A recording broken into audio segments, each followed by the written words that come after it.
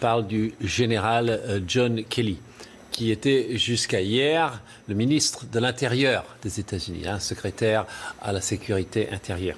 Et il faut distinguer deux aspects dans ce départ d'Anthony Scaramucci.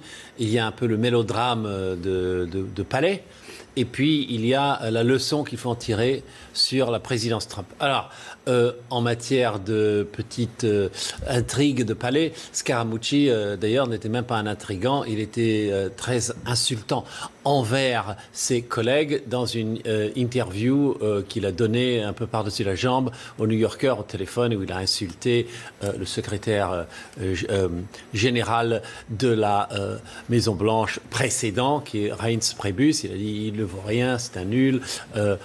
Il a parlé aussi de Bannon, qui est l'idéologue de Donald Trump. Il a dit que lui aussi, il ne valait rien. Enfin voilà, il s'est grillé avec absolument tout le monde.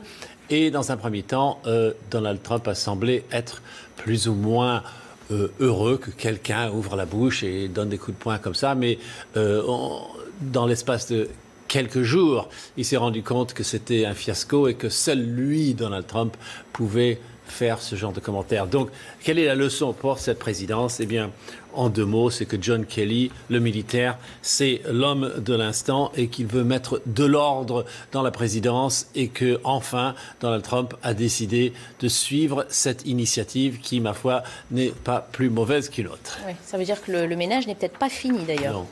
Merci beaucoup pour ces précisions, Harold Iman.